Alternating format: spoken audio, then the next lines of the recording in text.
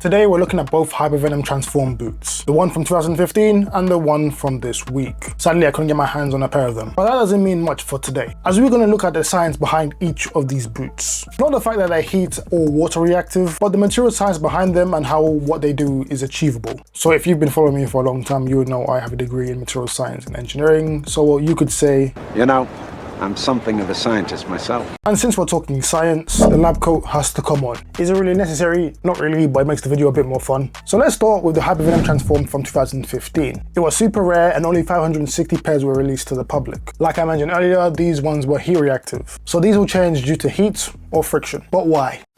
Why?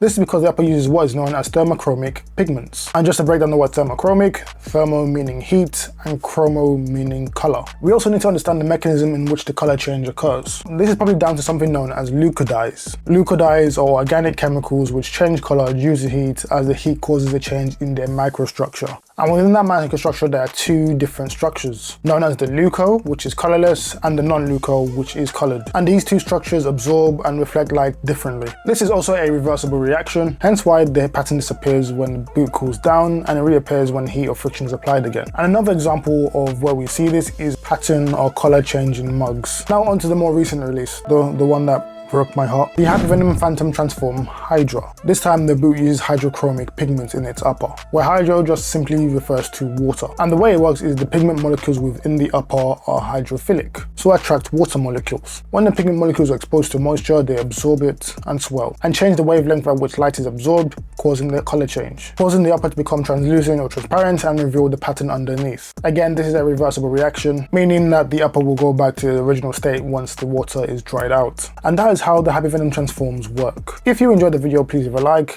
please subscribe, and thank you for watching. My name is Sub, this has been Substance Overall. See you next time.